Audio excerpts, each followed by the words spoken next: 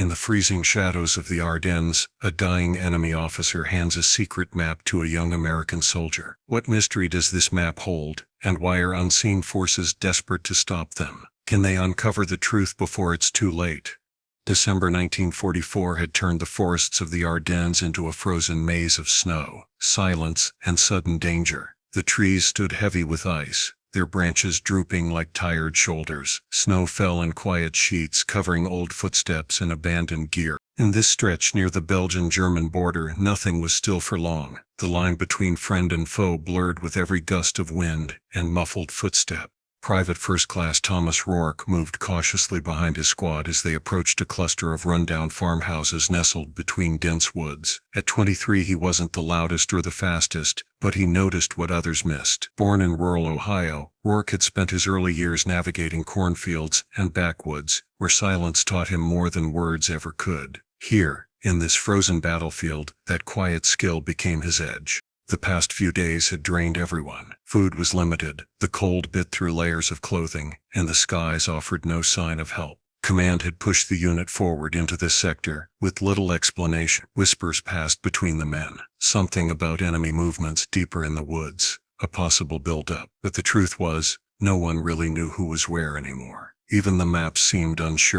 The farmhouse ahead stood crooked, partially sunken in snow. Its windows were broken, the roof sagging. A chimney leaned like it had given up months ago. Sergeant Dalton raised a fist, signaling a halt, and the team crouched low. Rourke's breath fogged in front of his face. As he scanned the tray line, something felt off.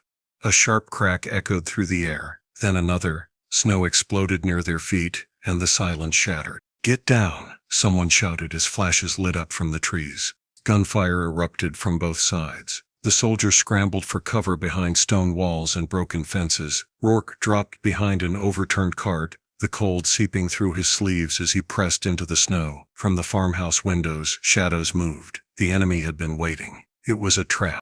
The firefight surged and slowed like a storm. Minutes felt like hours. Rourke spotted movement to his right, a man from his squad down, motionless. He didn't look. He couldn't afford to. Instead, he shifted forward, ducking beneath a shattered window frame, moving into the farmhouse through a side door hanging by a single hinge.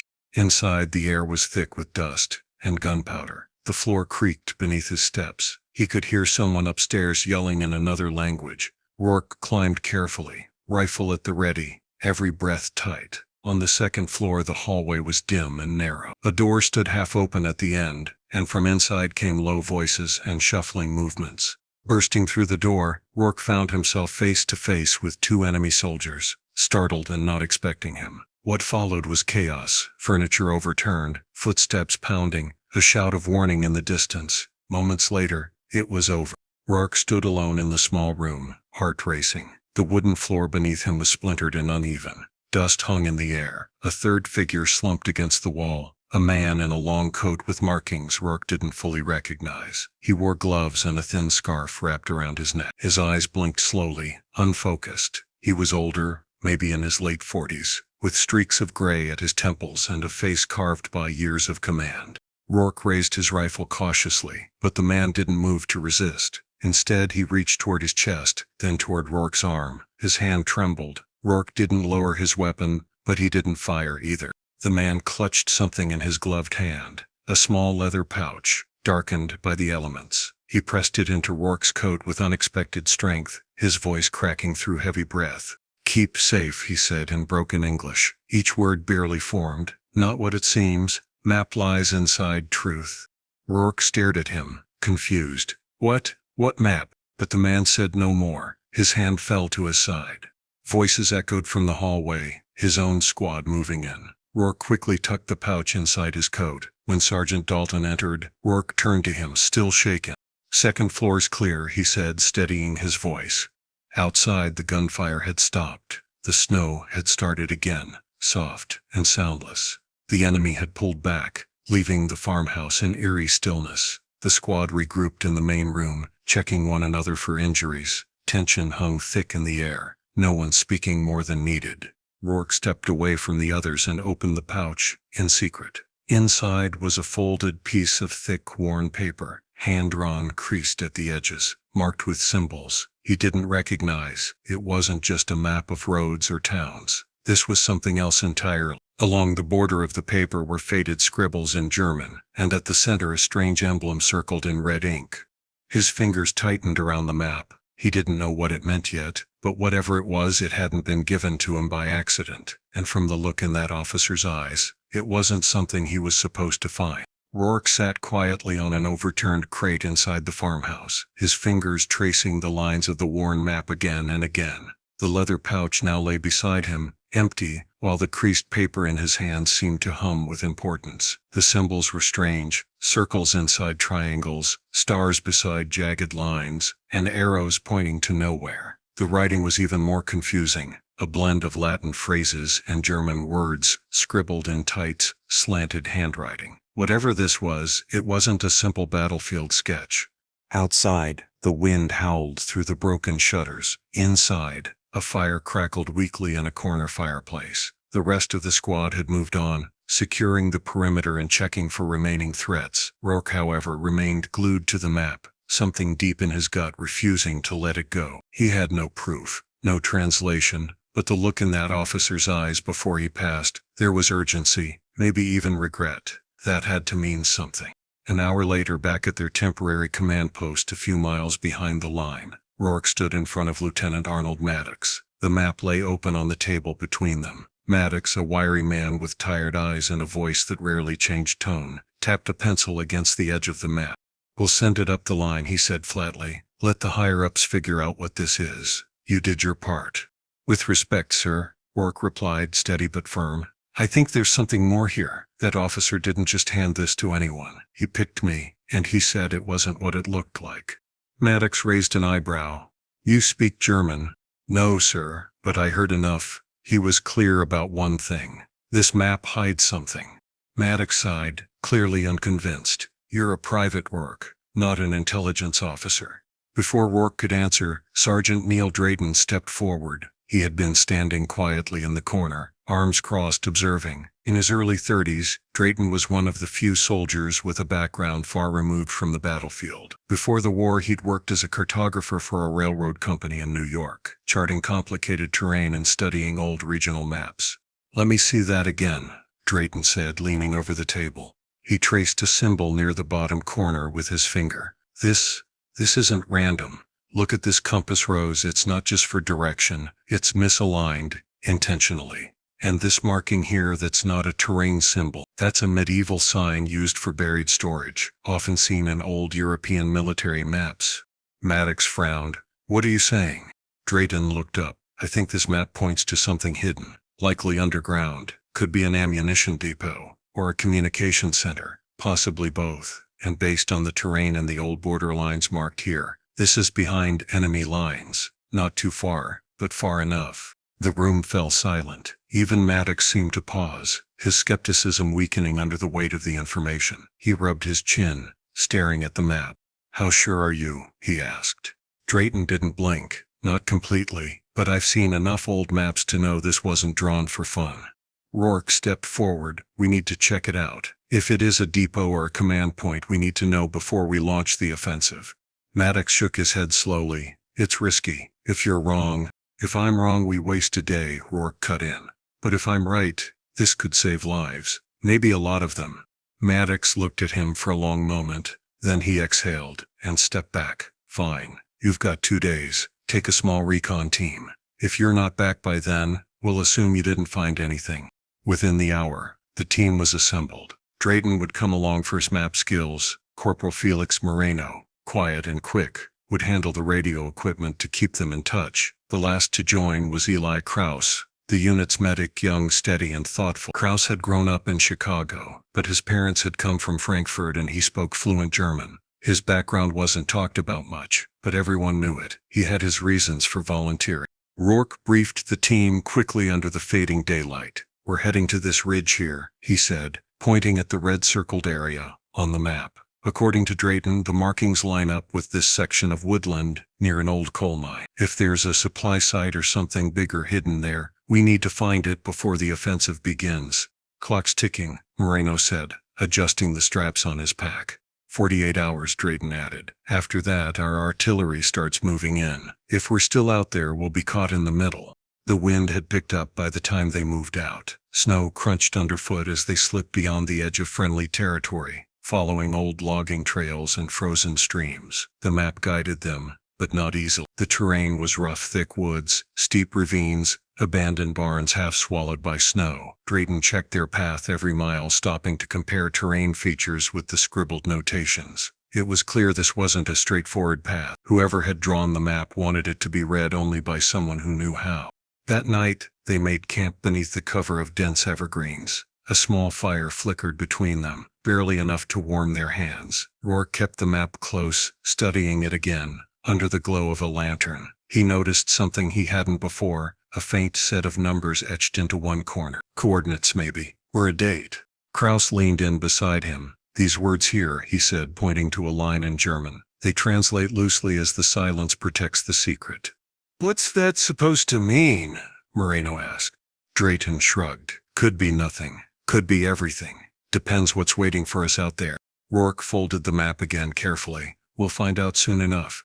They slept in shifts that night, each man taking a turn keeping watch. The woods were quiet, too quiet at times, as if the snow muffled even the movement of animals. In the stillness, Rourke couldn't shake the weight of the map in his pack. It felt heavier than it should, like it carried more than ink and paper, like it carried the burden of a secret too dangerous to stay buried. Morning came slowly, the pale light revealing fresh snow across their trail. They moved again, deeper into the forest, each step more cautious than the last. According to Drayton, they were less than 6 miles from the site marked on the map. Whatever waited there, they were closing in. The night had turned colder. Snowflakes drifted through the thick trees like ash, melting instantly against the warmth of the men's coats. Their breaths came out in clouds as they moved deeper into enemy territory, guided only by the dim light of a covered lantern and the sharp memory of Drayton's studied eyes. The silence was near absolute, broken only by the soft crunch of boots on frozen soil and the edgeless snap of a twig that made every man flinch. They traveled under cover of darkness, hugging tree lines and ducking low whenever distant voices or footsteps echoed nearby. The tension was constant. Several times they had to drop to the ground and hold their breath as enemy patrols passed, just yards away, their boots thudding heavily in the snow. Once they heard a shot ring out in the distance. Then silence again. It was impossible to know what had happened, and none of them asked. Rourke led the way, the map clutched close to his chest inside his jacket. But something had changed in him. The fire that had pushed him to take this mission now flickered uncertainly. Each step forward, each mile deeper into the forest, made the clues on the map seem stranger. The symbols were starting to blur together. The curved lines, once thought to represent trails or ridges, didn't always match the terrain. One of the marked stars had led them to a dry creek bed, another to an empty hunting shed, half buried in snow. There were no clear answers, only more questions. By the second night, they were all exhausted. Rest came in short shifts. The cold bit harder. Kraus did what he could to keep spirits steady, offering quiet words, sharing a bit of chocolate he'd saved. Moreno stayed focused on the radio, checking for updates, though the static had remained stubborn and thick, and Drayton, though still confident in his assessments, had started to hesitate just slightly before each direction call. They nearly stumbled into a minefield just past an abandoned outpost. A rusted warning sign, bent and snow-covered, caught the edge of Moreno's lantern just in time. They froze. Carefully they retraced their steps and rerouted north. No one said a word, but Rourke felt the weight of every near miss stacking up inside him. As they moved through a narrow valley with steep, snow-dusted slopes on either side, a sharp whistle cut through the air, then a crack. They hit the ground instantly, sliding behind rocks and tree trunks as dirt kicked up around them. A sniper, maybe more. For 10 tense minutes they crawled along the ridge in silence, trying not to breathe too loudly, until finally they slipped out of range. They didn't speak again until the trees had thickened behind them. Later that evening, they spotted the flicker of headlights through the trees. From a vantage point on a low ridge, Moreno raised his binoculars. Convoy, he whispered. 3 trucks, maybe a dozen men, no tanks. Rourke peered through the snowy branches. Supplies? Looks like it. Maybe communications equipment. Could be important. Drayton squinted through his scope. They're stopping near that broken fence line. Might be refueling. Rourke nodded slowly. This is our chance. We can't stop for long, but if they're carrying gear there might be something that matches the map.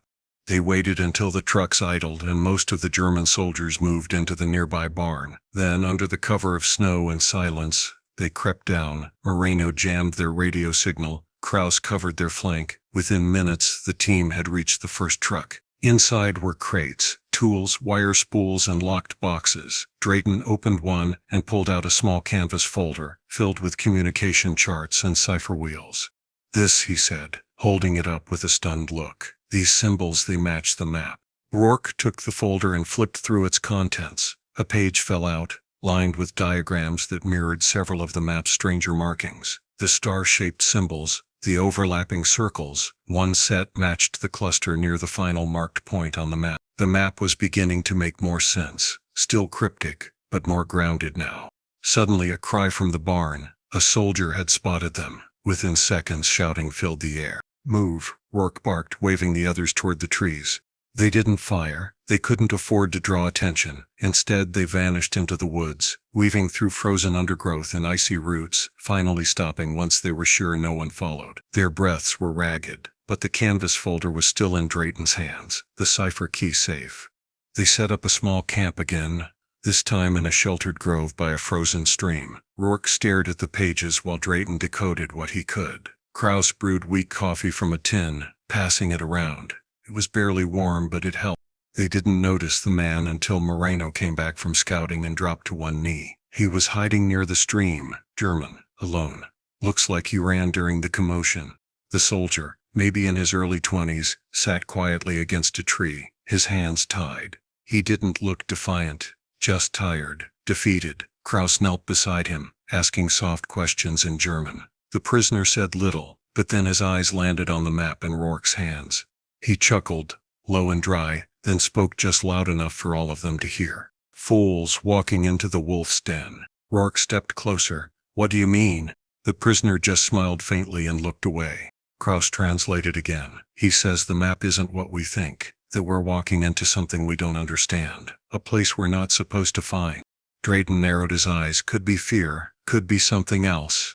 Rourke didn't respond. He stared at the fire, then at the cipher pages, and finally at the map. If it was a trap, it was elaborate, but it still might be real, and now they were in too deep to turn around. "Get some rest," he said quietly. "We move at first light." He didn't sleep much that night. Every word, every laugh, every silence from the captured soldier echoed in his mind. And still the map waited. Snow fell gently as the team pushed deeper into the Ardennes, moving with caution through narrow forest paths surrounded by steep ridges and jagged trees. The morning light filtered through the overcast sky, casting long, pale shadows that made everything feel like a dream half remembered. Rourke walked at the front, the map pressed inside his jacket, still faintly damp from the night before. The cipher folder clutched in Drayton's gloved hands had helped them match the markings to terrain features, leading them into a narrow valley where thick stone walls slowly emerged from beneath a sheet of snow and ice. At first it looked like nothing more than a cluster of ruins. Moss-covered stone columns, broken stained glass windows, and a crumbling bell tower stood at the edge of a hill, an old monastery tucked away from the world. But something felt wrong. The structure was too intact. The upper walls, though aged, were not cracked. The snow around the building hadn't been disturbed, yet no wild animals had passed through. It was too still, unnaturally still. "This is it," Drayton whispered, checking the map again. "The lines match perfectly. This building sits right on top of the final symbol." Moreno scanned the area with his field glasses, frowning. No patrols, no sentries, not even signs of footsteps. Kraus adjusted his pack. "If this place is active, they're keeping it that way on purpose." The team advanced cautiously. Inside the monastery, shafts of pale light spilled through shattered windows. Dust hung in the air like fine mist. Pews were overturned, some burned along the edges. Statues of saints and angels stood in quiet watch, though some were chipped or leaning. Despite the signs of age, the main chapel floor had been swept clean. In the back, they found a stairwell descending into darkness. They lit a lantern and moved downward, their boots echoing against the cold stone steps. At the bottom, a metal door stood slightly ajar. Moreno pushed it open. Beyond was something none of them had expected. Beneath the monastery, the ruins gave way to concrete walls and wired ceilings. It looked like a communications bunker, small tables lined with abandoned equipment, a few faded maps pinned to boards, and radio parts scattered across crates. Everything was in place, untouched, but there was no power, no sign of life. Drayton stepped inside first. This looks like a secondary relay station. Maybe something to monitor movement along the front, but if they left, they didn't take anything with them. Rourke ran his fingers along the edges of a table. Too neat, no signs of a rush, no papers burned, it's like they just vanished. They moved further inside, past the silent radios and neatly packed crates, down one hallway behind a rusted file cabinet. Drayton noticed something odd. The wall behind it didn't feel quite right. The sound echoed differently when he tapped it. "Help me with this," he said. Together he and Kraus slid the cabinet aside. Behind it the stone wall had been patched with newer cement. Drayton pulled out a small tool and began scraping away. After a few minutes the edge of a thin metal sheet appeared. He pulled it loose, and behind it, etched directly into the old stone, was a faded blueprint. Floor plans. Not of the monastery, but of an underground complex. Tunnels, storage rooms, access passages. It showed multiple exits, one of which led to a narrow route running east, marked with a circle and an unfamiliar symbol. Drayton stepped back. This isn't just a relay station. This was built on top of something older, bigger. Kraus leaned closer. That symbol, it matches the one from the map, the one we couldn't place. The team stood silently staring at the blueprint. Suddenly Moreno's radio crackled. At first it was just static. Then a sharp voice in German barked out a brief message, cutting in mid-sentence before the line went dead. Everyone froze. They turned. For a moment nothing, only the soft hum of distant wind from above. Then, a metallic sound behind them. The door at the stairwell creaked shut, followed by the distinct click of a lock. Moreno rushed to the door, locked from the outside. Rourke raised his voice. "Get back, don't stand in the open." A flash of motion at the hallway entrance, then shouting. Figures in snow-white uniforms surged from the side corridors, camouflaged soldiers with winter coats and light packs, emerging like ghosts from behind crates and support beams. "Ambush," Drayton cried out, ducking low. They scrambled for cover. Rourke flipped a table and pulled Kraus behind it. The air was filled with the echo of boots, distant shouts, and the thump of boots on stone. It wasn't a communications hub. It had been a trap from the beginning. Rourke's heart pounded in his chest. He grabbed the map from his coat and shoved it into his pack, shielding it with his body as Moreno dragged the radio crate to the doorway, forming a crude barricade. "They must have let us in," Kraus muttered, his voice tight with realization. "They were watching, waiting. That soldier we captured, he wasn't trying to scare us. He was warning us." Drayton nodded grimly. "The map, it's part of it. All of it was meant to bring us here." "But why?" Rourke whispered. "Why not just attack us in the forest?" "Because here," Drayton said, "they control everything." The room shook slightly, a heavy thud from above. Then another. It sounded like something was being rolled across the floor of the monastery above, blocking the exit, sealing them in. Moreno keyed the radio, still scrambled. "I can't reach anyone."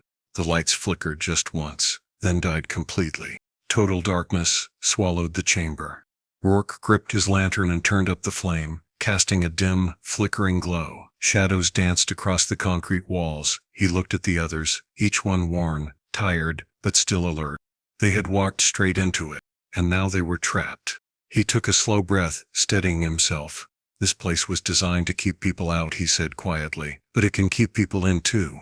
Drayton nodded. "We need to find another exit. If the blueprint's real, there's a tunnel that leads out the back. We just have to reach it." Kraus helped gather their supplies. "Then we move. Carefully." Rourke checked the map one last time before tucking it away again. The trap had been set, but they weren't finished yet. The stone walls felt colder now. After the ambush, everything had spiraled into confusion. Boots thundered down the halls. Voices echoed. In the chaos, the team had been pulled apart. Hands grabbed them from the shadows. Rourke remembered being dragged through a corridor lit only by swinging lanterns, and then nothing. Now he sat alone in a small, dimly lit room. A single bulb hung from the ceiling, casting a dull yellow light over the stone walls. His hands were tied, his back ached, and his mouth was dry. For a while there was only silence. Then the door creaked open. A tall man in a gray coat stepped in. His features were sharp, his hair combed back neatly. He carried no weapon, just a folder and a tired smile. "You are Thomas Rourke," the man said in careful English. "From Ohio, a small farm town." "Yeah." Rourke didn't answer. The man opened the folder and flipped through a few pages. "You were close to your grandfather, I believe, a fisherman." Still no reply. He nodded thoughtfully, as if expecting the silence. Then he stepped closer and placed the folder down. "The map," he said, pausing. "It is quite the mystery, yes. So many symbols, so much effort. But I must tell you something I believe you deserve to know." Rourke looked up, eyes narrowing.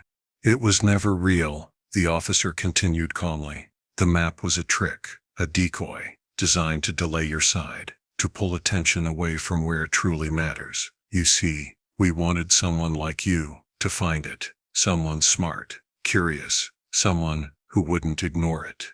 Rourke stared at him. The words hit like a cold wind. Could it really be? Was the whole mission, this entire chase, meant to waste their time? The officer leaned closer. "You followed the path exactly as expected, right into our hands."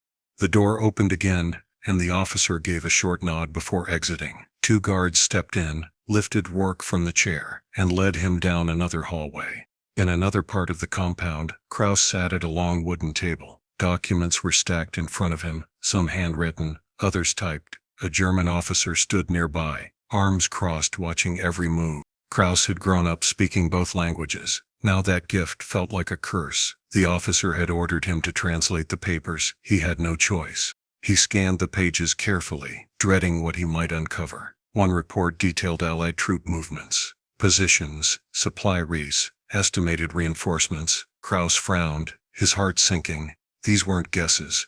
The information was too precise. "Where did you get this?" he asked, barely above a whisper. The officer didn't answer, just nodded at the next page. As Kraus kept reading, he noticed something strange. A few lines had been marked in red, repeated references to an informant, someone passing messages using coded radio transmissions, someone close enough to know Allied strategy.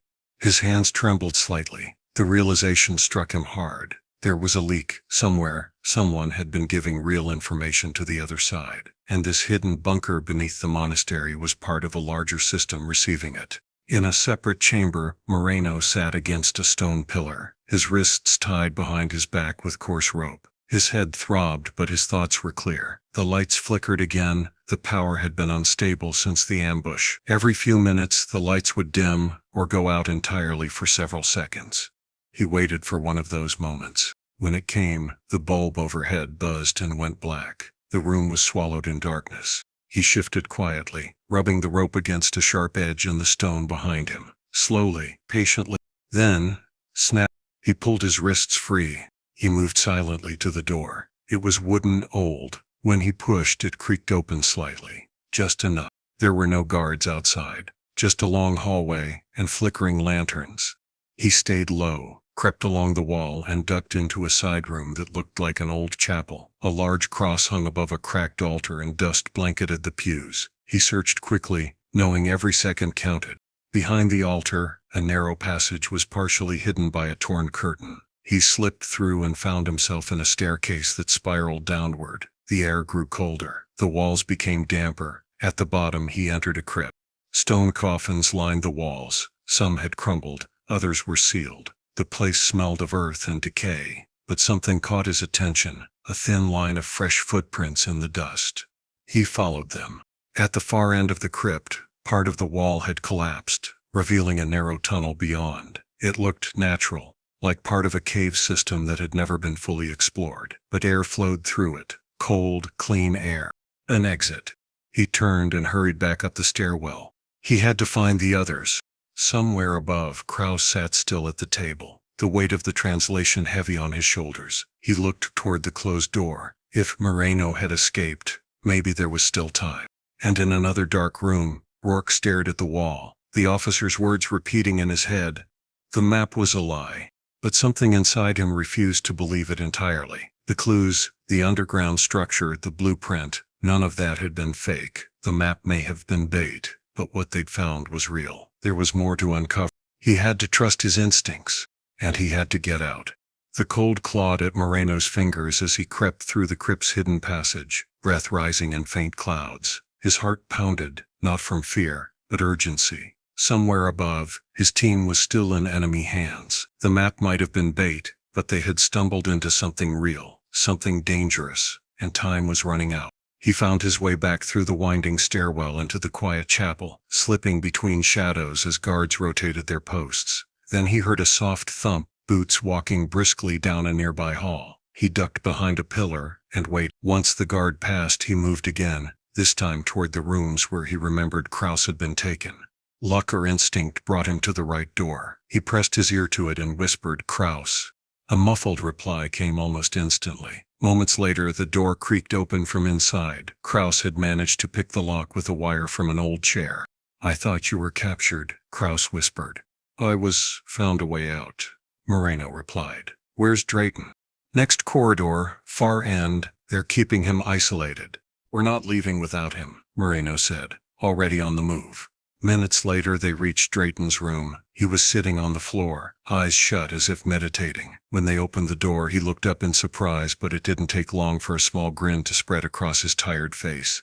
"Well," he said quietly, "took you long enough." With the team nearly whole again, only one man remained, Rourke. "He's in the lower cells," Drayton said. "They kept him apart." The way down was slower. They had to slip past 2 patrols and duck into an old storage room while guards passed nearby. Eventually they reached a narrow set of stairs carved into the stone. Cold air swept up from the bottom. The door at the base was bolted, but Moreno's wire made quick work of the lock. Inside they found Rourke sitting against the wall, breathing heavily. His face was pale, one arm clutched close to his chest. When he saw them, relief washed over his expression. "Took you long enough," he muttered. Drayton knelt beside him. "You okay?" "I'll live," Rourke said, "but I can't run fast. You might have to leave me." "Not happening," Moreno replied, pulling him to his feet. "Let's go." Rourke staggered but kept moving. Together they slipped back through the crypt, past the old coffins and crumbling stone, until they reached the tunnel Moreno had discovered earlier. The air inside was even colder now. The tunnel sloped downward, damp with moisture. Stale water dripped from above, and their boots echoed against the uneven ground. The walls grew tighter, forcing them to crouch, then crawl. Darkness closed in around them. The only sound was their breath, and the soft scraping of limbs against rock. Halfway through, Kraus froze. "Wire," he whispered. They all stopped. Kraus pointed to a nearly invisible string stretched across the tunnel wall. Just beyond it, a small sunken tent. If they had triggered it, they carefully edged around it. Each movement had to be slow, precise. Every inch could be dangerous, and they knew there could be more traps. Minutes felt like hours. Finally light appeared ahead, faint moonlight filtering in through a crack in the rock wall. They moved toward it faster now, hope sparking in their tired limbs. Then, behind them, voices echoed. German. They'd been discovered. "Move," Drayton whispered. They pushed through the final stretch, emerged from the tunnel into the edge of a dark forest. Snow covered the ground, trees stretched like skeletons in every direction. They hadn't gone far when they heard shouting, then footsteps. Flashlights cut through the trees behind them. "They're too close," Drayton said, looking over his shoulder. "We can make it if we keep moving," Moreno replied. Drayton shook his head. "Not all of us. Not with Rourke like this." Rourke opened his mouth, but Drayton raised a hand. "Let me do something useful." Without waiting, Drayton turned and ran back toward the tunnel, disappearing into the dark. "Drayton," Kraus shouted, starting after him. Moreno grabbed his arm. He made his choice. "We can't waste it." They moved on, hearts heavy. Behind them they heard the sound of rocks shifting. Drayton had triggered one of the traps, probably by design. Then silence. Rourke stumbled but kept going. Moreno helped him over fallen logs and around snowdrifts. The forest seemed endless. Every sound felt louder in the cold. Every branch snap echoed like a shout. Then, just ahead, the woods thinned slightly, revealing a frozen stream. They moved along it quickly, trying not to slip. Shouts returned behind them, flashlights again. "They're coming," Kraus said. They pushed harder, running now. The stream curved around a bend, and suddenly ended in a small cliff that dropped into a ravine. "No way down," Moreno said. "We're trapped," Kraus added, voice rising. Rourke looked around, his eyes scanning the trees. Then he pointed to the left. "That hill, if we climb it, we might get enough distance to circle back." Just as they turned, a voice called out in German, sharp and commanding. A soldier stood near the edge of the clearing, his weapon raised. More footsteps echoed behind him. Kraus stepped forward. "Wait," he said. "Let me try something." He walked slowly toward the soldier, hands up. He spoke in German, words layered with urgency and calm. The soldier frowned, lowered his weapon slightly, hesitating. That was all the time they needed. Moreno tackled the soldier, and Kraus grabbed his arm to pull him out of reach. The weapon clattered into the snow. They scrambled up the hill, the forest swallowing them once again. They didn't stop until the shouting faded. Hours passed. The cold sank deeper, but eventually the forest grew quiet again. They found a small, snow-covered outpost, abandoned, long forgotten. Inside they lit a fire and sat in silence, trying to warm their hands. No one spoke for a long while. Then Rourke looked up. "Drayton saved us." Moreno nodded slowly. "He gave us a shot, we're not wasting it." Kraus pulled out the folded map from his jacket, staring at it. He believed this thing still mattered. I think he was right. The wind howled outside. But inside the flame flickered, steady and warm. The snow had barely begun to melt from their boots when they reached the outskirts of the Allied lines. A lone sentry raised his rifle in alarm, but Moreno shouted something familiar, and recognition set in. Within minutes, the three men were ushered into the relative warmth of a medic tent, where tired eyes and weary hands helped them settle. They were alive, but not whole. Rourke sat quietly on a stretcher, his arm wrapped tight in layers of gauze. A dull ache settled in his chest. His face was drawn and pale, not from pain alone, but from everything that clung to his thoughts. The echo of Drayton's last smile, the way the forest had swallowed him without a sound. The map, now folded and useless in his pocket. It had all been a distraction. Kraus sat near him, sipping broth in silence, eyes scanning the inside of the tent like he was still waiting for someone to walk through the flap. Moreno paced outside, exchanging words with officers who kept shaking their heads in disbelief. When he finally returned, Moreno's face told the story before his voice did.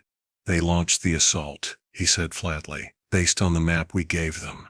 Rourke looked up, his voice barely audible, and Moreno hesitated. "It went badly. The terrain wasn't right. No depot, no outpost, just empty snowfields. A lot of men didn't come back." Silence wrapped around them like the cold outside. Kraus closed his eyes. Moreno sank onto an overturned crate and stared at the ground. "I led them into that," Rourke whispered. "I insisted, told the commander it was urgent, that it meant something." "You believed it," Moreno said, but there was no comfort in his voice, just honesty. "I should have seen it," Rourke muttered, fingers tightening on the edge of the stretcher. "That place, the false wall, even the clean hallways, it was too perfect. I wanted it to be real, because I needed it to be." Kraus finally opened his eyes. "We all wanted it to be real, not just you."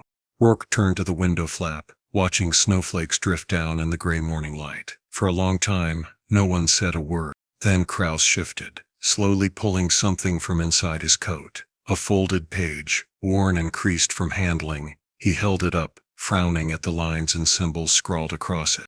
"This wasn't part of the map," he said. "It was one of the documents they made me read back at the monastery. Just numbers and place names. I didn't think much of it until I saw one of the coordinates again on a map behind the officer's desk, when we were being moved." Moreno leaned in. "What are you saying?" Kraus pointed to the scribbled note. "It wasn't part of the trap. This was real. I'm sure of it now. The coordinates traced to a forested slope north of here, outside of Spa. That officer, the one who questioned me, said something about fuel reserves, but I couldn't catch all the words." Rourke sat up. "Fuel?" Kraus nodded. "If they were hiding a supply depot there, something underground, it would explain a lot. The false map, the trap, the lengths they went to keep us there. They didn't want anyone near that location." Moreno stood abruptly. "We have to tell someone." Within the hour, Kraus had redrawn the coordinates, adding as much detail as he could recall. The commanding officer listened carefully this time, his demeanor sobered by the earlier mistake. Rourke said little during the meeting, his face unreadable. 2 days later, Allied bombers hit the wooded slope Kraus had marked. Recon planes returned with photographs showing fire, smoke, and fuel tanks cracked open like shattered shells. The depot had been real, and it had been vital. Communications intercepted afterward revealed confusion in German movements. Delays, mystery supplies, routes rerouted in haste. The counterattacks faltered, and the Allied advance resumed. The morning the news arrived, Rourke sat on a bench outside the tent, the sky above overcast but calm. Krauss joined him quietly, holding a mug of something warm. They confirmed it, Krauss said. Depot's gone. Took out a major fuel line. They said it might shave weeks off this push. Rourke didn't speak at first, just stared out across the camp where tired men dragged crates and checked vehicles, faces worn but determined. So it wasn't for nothing, he said eventually. No, Krauss replied, it wasn't. They sat together in the quiet, the silence less heavy now. Rourke reached into his coat and pulled out the old, folded leather pouch, the one the officer had handed him during that first ambush. He opened it and looked at the map again. The false hope, the trap, the beginning of it all. Then he folded it once more and tucked it away, not out of bitterness but as a reminder. We lost good men, Rourke said. Drayton, and the ones who followed that map. We did, Krauss agreed, but we stopped something bigger, and Drayton helped make that happen. Rourke nodded slowly. Still hurts though. It should, Krauss said. That's what keeps it honest. As the clouds shifted and light broke through, they sat there a while longer, not speaking, just breathing, just remembering. Because some victories aren't about flags or headlines. Some are quiet, earned in pieces, paid for in memories that linger long after the snow melts. Snow drifted across the open field like ash from an invisible fire, soft and unhurried. In the corner of a canvas tent warmed only by a small iron stove, Rourke sat at a folding table, pencil in hand, paper creased where his fingers had gripped it too tightly. A candle flickered beside him, casting long shadows on the words he had already written and crossed out again. He stared at the blank page, not because he didn't know what to say, but because what he needed to say felt too heavy to place into sentences. The envelope in front of him was addressed simply, Mr. and Mrs. Harold Drayton, Boston, Massachusetts. He began slowly. Dear Mr. and Mrs. Drayton, I served with your son, Sergeant Neil Drayton. I've tried to start this letter more times than I can count, and I still haven't found the right words. Maybe there aren't any. I just hope I can offer something close to the truth. He paused, eyes moving across the snowy field outside the tent. The past days had blurred together, briefings, recovery, news of the fuel depot's destruction, and the slow crawl of the front lines moving east again. The war was far from over, but their part in that hidden corner of it, that strange mission born from a dying man's whispered words, had closed its chapter. Your son saved lives. That's what I need you to know first. Not in the loud way people often think of heroes, but in a way that mattered more. He was steady when things fell apart, thoughtful when panic set in, and when the time came he gave us a chance to get out. I wish more than anything he could have been the one to walk out with us. His hand trembled slightly, and he stopped to gather himself. His thoughts slipped into a memory, not a full scene but flashes, fragments. The cold stone corridor beneath the monastery. Drayton crouched at the tunnel bend, one hand pressed against the icy wall, the other on his pack. Krauss yelling that they had to move, Rourke stumbling, favoring his side, trying to keep pace, and Drayton turning once, offering a tired grin that didn't match the urgency of the moment. I'll catch up, he had said. Rourke had known, deep down, that he wouldn't. Another flash, the dying German officer reaching up with a shaking hand, his breath short, eyes distant. He had pulled Rourke close, pressed the leather pouch into his chest. His voice had cracked, as he whispered something in broken English, barely audible beneath the distant gunfire. Words Rourke still wasn't sure he understood. And, not always where you look. When your son first looked at that map, he saw what the rest of us didn't. He knew something was wrong. It was written in the details, in the placement of a river, a misshapen symbol, a path that made no tactical sense. He kept that to himself, not out of pride, but to protect us, to give us hope when hope was fragile. Even when he doubted the mission, he never let that doubt break his focus. He gave us something to hold on to, and in the end he gave us the time we needed to escape. Rourke folded the letter halfway, resting his hand on the paper. Krauss was nearby, helping a group of medics sort supplies. Moreno had been sent to another unit. Something about communication support for the next push. They had each found new roles in the tide that kept moving forward. But for Rourke, there was still something unfinished. He picked up the pencil again. I can't pretend to understand what it means to lose a son. I only knew Neil for a few months, but in that time, I trusted him more than anyone I've ever served with. He was the kind of man you followed, not because he gave orders, but because he made you believe you could make it back. He made us believe we mattered. That our choices, even the hard ones, could still lead to something good.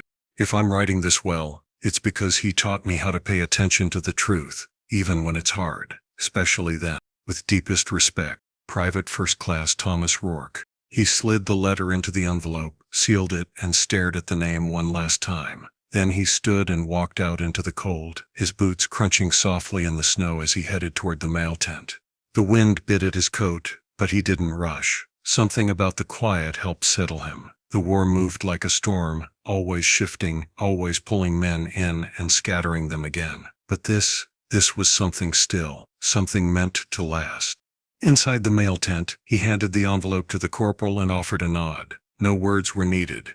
Outside, again, the camp bustled with the muted rhythm of preparation. Trucks rolled slowly down frozen paths. Radios crackled. A new map, cleaner and more accurate, was tacked to a board near the command tent, based on coordinates Krauss had remembered from the monastery. A reminder that even through deception, truth sometimes found its way back. As he watched the snow fall gently over the camp, Rourke felt a strange mixture of loss and clarity, the kind that doesn't dull the pain but places it where it belongs alongside purpose.